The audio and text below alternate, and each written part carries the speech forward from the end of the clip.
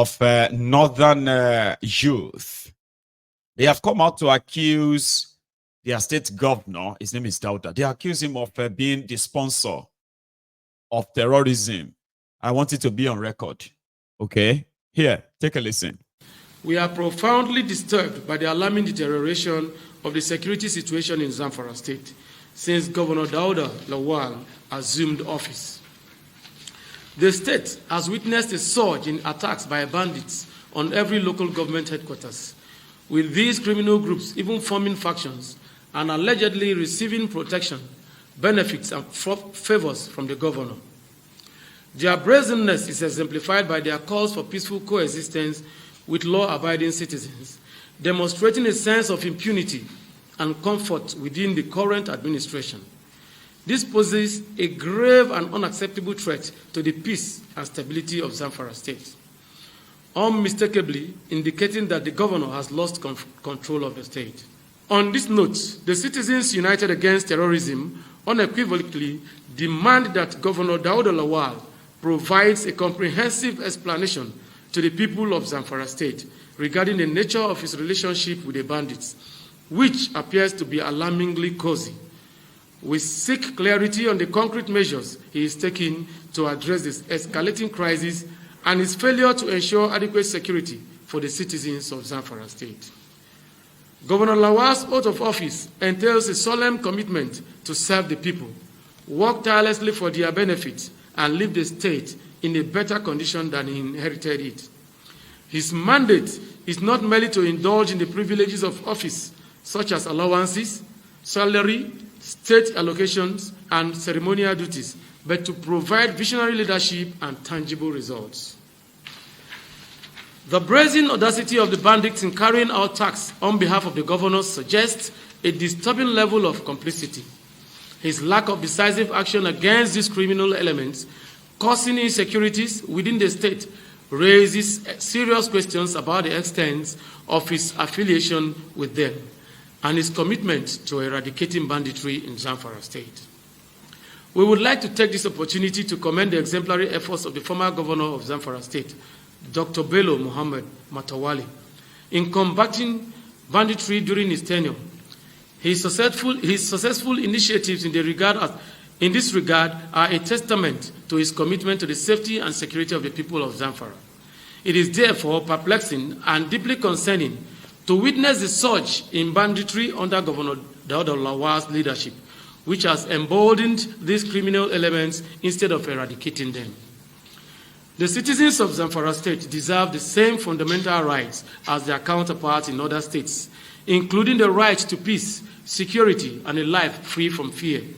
They have the right to raise their children in a safe and nurturing environment where they can grow and thrive without a constant threat of violence. Governor Lawal must be held accountable for his actions and provide the people of Zamfara with clear and concise answers regarding his handling of the banditry crisis. We, the Citizens United Against Terrorism, reiterate our demand for transparent and salient answers concerning the alleged involvement of the Minister of Defense and the former governor in sponsoring banditry in Zamfara State. We urge Governor Dauda Lawal to take immediate and decisive action to address the escalating banditry and restore peace to the state. Should he fail to do so, we call on him to step down humbly and allow a competent and capable leader to take his reins, one who prioritizes the safety and well-being of the people of Zamfara. The citizens of Zamfara deserve a leader who values their lives and properties, and will continue to demand answers and hold those in power accountable until we achieve the peace and security we so rightly desire. We are profound. Do you get that now? The hand of Jacob, the voice of Esau. Have you not the voice of Esau, hand of Jacob? Matawale's group, Youth Against Terrorism. They are accusing the governor that came out just about a week ago that they arrested terrorists, bandits, and another came from Abuja that they should be released. They took them to court. They confessed to have killed people and committed this terrorism. But the judge had to let them go because there was another from Abuja, from Matawale, the man that turned his agrarian state to the terrorist den who were looking for gold and other mineral resources. They've killed farmers, turned their farms to minefield, where they are not mining field, right? Where they are now mining gold, mining this and mining that. The guy is now, lost his re-election. So the one that is there now is now a minister of state for defense in Abuja. And he just put his own team together a week later that he was accused of using his power in Abuja to free terrorists. He's put together a team that says, no. It is the governor. It is the governor that is a terrorist sponsor. Nigeria. Oh, good at Uganda. This afternoon, and even yesterday, I played you a video which was a warning that Museveni, the man that has been in power in Uganda for nearly 40 years, is angry that Ugandans are complaining about economic hardship and they were going to protest. So they wanted their parliament to act on, I don't know yet. So there was a national protest, national protest in Kampala. Uganda, that be Ogun State. Kampala, that be Abeokuta. And that should have been the capital of a country. And when the people who came out, nearly 40 years in power, 40 years like a king. Here you get now like a king in Saudi. And yet, 40 years, nothing really impressive in Uganda. But he's happy though. He's happy. He said Uganda is a small village that the world should stay away from. And as for those who are angry with his economic policies, right? They better don't play with fire. But they still dared him. They came out. I wish that Bobby Wine will kind of bring out his own. He has a lot of people. Now, that's the kind of way you can shut down a country, but Ugandans haven't really found a way around the Museveni. This is still happening. This happened today. I'm just moving to work. Did you have any placard with you? Nothing. And what are they telling you that arresting you for? I don't know. I have done nothing. Where did they get you from? Oh, just moving. Where you go? Because I was passing going to the other one. That's where I lost from. Where did I just come that thing? They have. Then they also come to me. But I have done nothing, guys. I'm calling Mukwa innocent. What's your name? I'm calling Mukwa innocent. Yes. What have I done, guys? I have done typically nothing. Just moving there, then the guy called thingy up, then they go to me. Hey.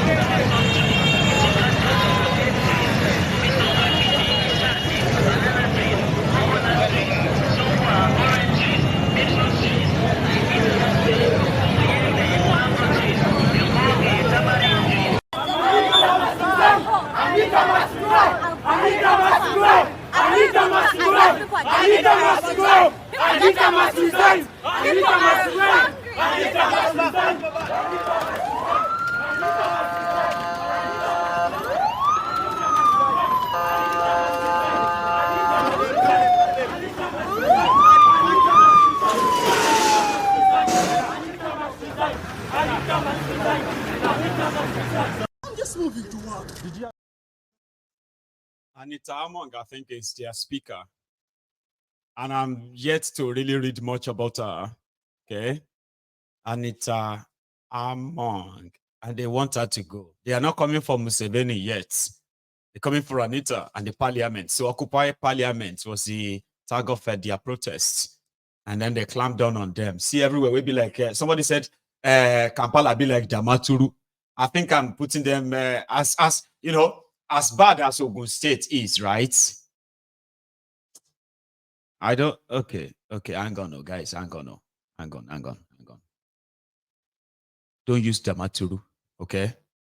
Because these guys are really have, if you go to the northern Nigeria, you will see possibly the best of the best road you can see when it comes to their state capitals. Okay, they may not build schools or build, okay, but they actually have, people say they have one of the best road networks in Nigeria. Not the best, I'm just saying that, you know, really quality road like that, right? So I'm person where they do Ogun State, go they look down on Damaturu and say, Damaturu, that bush. You are living in a slum, unfortunately, you know. You're living in a place whereby your life is being so shortened. So I can't even use that. I can't use Damaturu as Kampala, because Kampala is like more worse than Damaturu, possibly better than Abeokuta. Let's be honest, okay? But I don't understand why everywhere is so dusty. That's supposed to be your state capital, right? Kampala. We've heard about Kampala all my life. Current affairs, Africa. You begin to mention countries and capitals. Cameroon, Douala. I don't know if I still remember them though, right? But the way we kind of sang them when we were young, you have to be like that. Sierra Leone, Freetown, South Africa, Pretoria, something like that. Nigeria, Abuja, FCT. Say Ghana, Accra. How many of you did that? So yeah, you know, that's Kampala, Uganda, Kampala, Senegal, Dakar. Yeah, we had all of that current affairs when we were growing up though, right? I don't know if they still do that for today.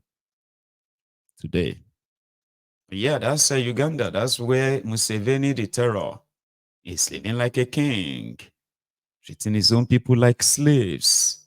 And he's so confident that except he dies, Kampala remain his. Seriously.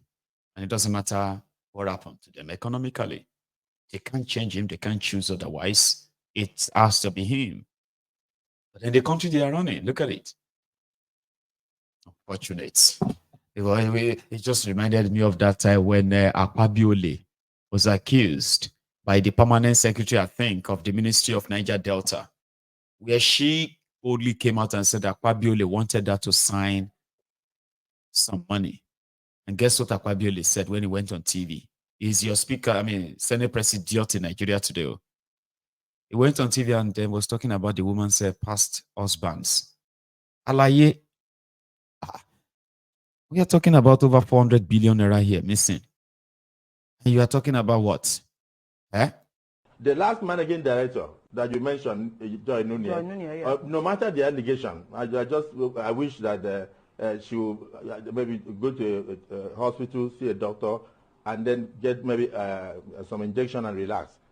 People cannot be in offices. Something wrong with her? I'm not saying there's something wrong with her. I'm saying that there's something wrong with her temperament. Okay. Because you don't need to ask me. You can ask about 4 other husbands that she married. So I want to tell you what happened. And then you also need to bring all the former husbands. The last managing director. So telling Natasha that Natasha, listen, this is not a nightclub. It's not the first time. Then he came back to apologize, but that's not an apology, right? It's not his first time. I think it's a general thing that when men have nothing to say to defend their misdeed, and their opposition is a woman, they just have to go to that route. Ask her why she's not married. Nobody wants to marry her because she has temperament. Oh, ask her why she's divorced. Ask her why this, ask her why that, and they will go straight into her private life because that makes them feel better and say, don't listen to her, Joe. Woman with no care husband. Oh, don't listen to her, Joe. Woman with don't divorce. Alaye, you the mad, 400 billion naira is missing. Waiting concern us if she's married or not. If she's divorced like 20 times, can the business is Alaye money is missing. She accounts, or it is Nigeria. Okay, he got away with all of that money. Now he's kind of amassing even more. as the Senate President of Nigeria. Patty Tommy, this is just, you know that Onofunuga also mentioned Patty Tommy. That Patty Tommy was among those who were planning to disrupt Nigeria.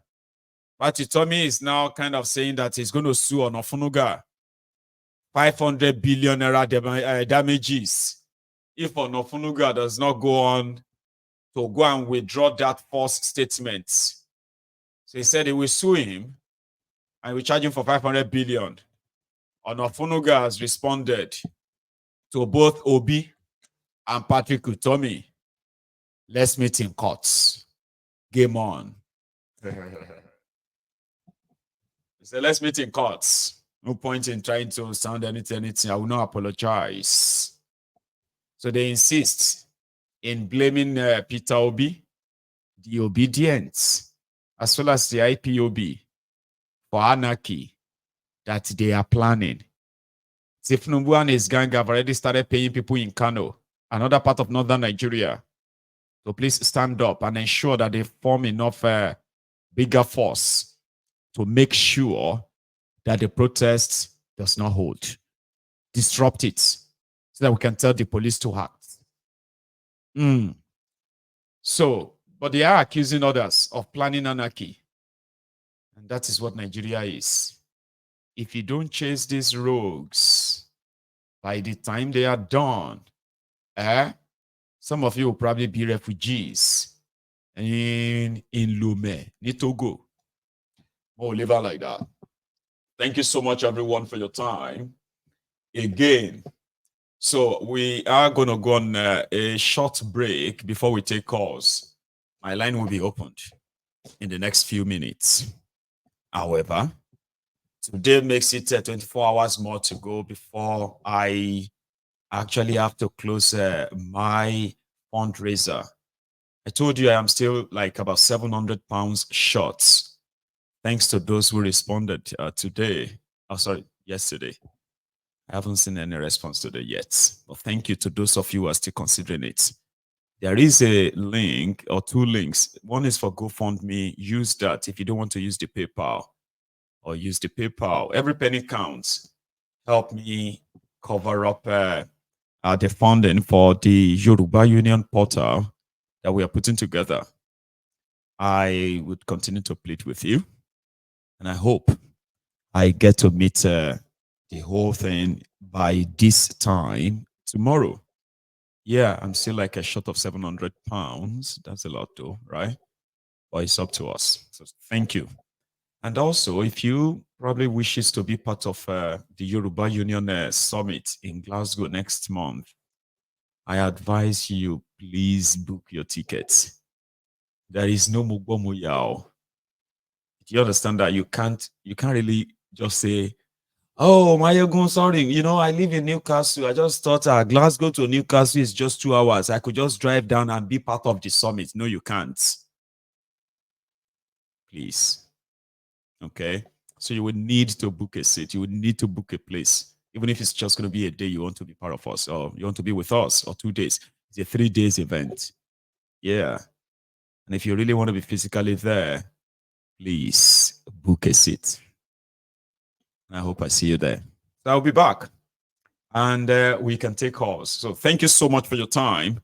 I will see you in a minute.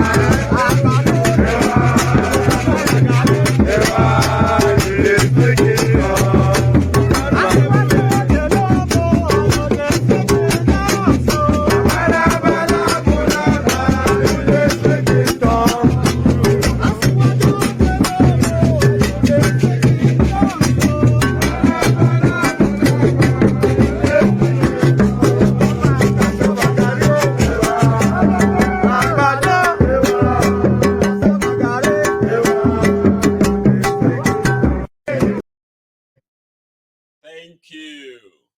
And please, I didn't say that earlier because if you are not really going to stay with us longer, you're leaving, please try, like the broadcast, okay?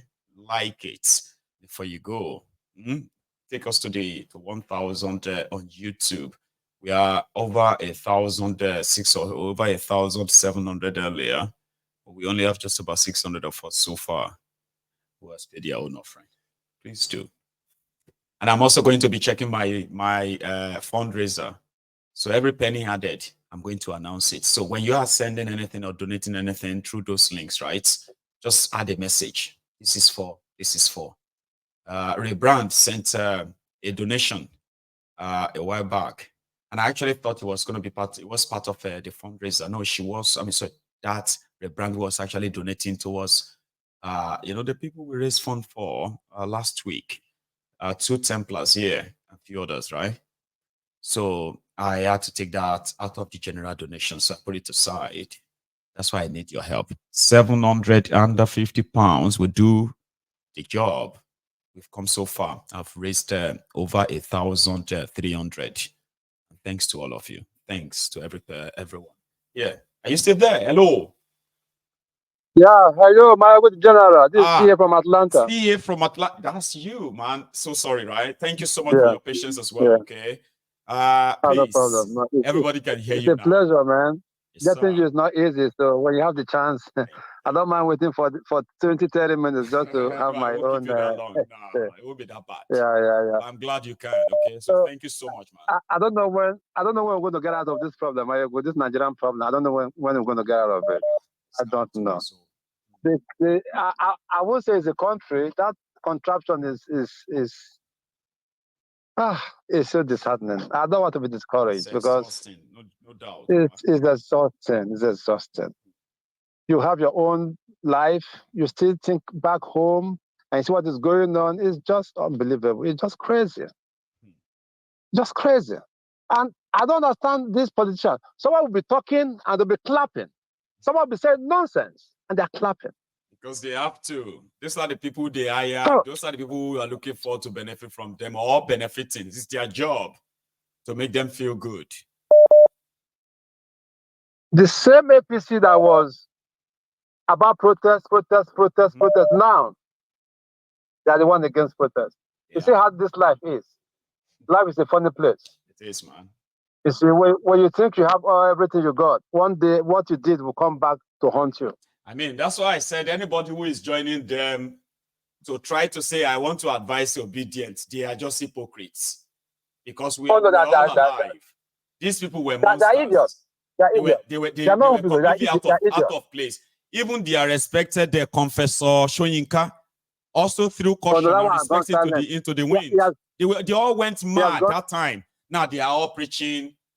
Shoyinka was abusing President Jonathan. Abusing her directly. Yeah, it was a thing. Now they are the ones who are now telling us to don't talk like that. Don't. You need to respect elders. Are you mad? It was every week at Ojota. Every week at Ojota. At the time, then now. Tunde Bakare, the rest of everybody at Ojota. Now, they're silent. It's unbelievable. About this Hope Uzodinjo man of Imo State, how can the Nigerian army be doing this to people, innocent people in Imo State? And that guy will keep quiet. How can he be bombing houses, civilian houses? And there's nobody looking into it. Nobody said anything about it. Nobody said about it. But they are easy to respond when they say unknown gunmen this, unknown gunmen that. One soldier killed. Yes. When you hear that one soldier is killed, they say, oh, yes. They killed one soldier in Sibon and the villages. And they won't look at the Okuama case, that case. They won't say what today. We don't have what happened in that place. You won't. Everything's gone silent and it's over. No investigation, nothing. Even though we knew the army went there because of oil bunkering. The only news that so number of military men were killed, and that was the story. And that's it. This is sad, man. This I think they should do something about this Uzodinjo man, man. This man shouldn't go free. He shouldn't go suspect. Yeah, then we take care of him. This should be reported to the ICC.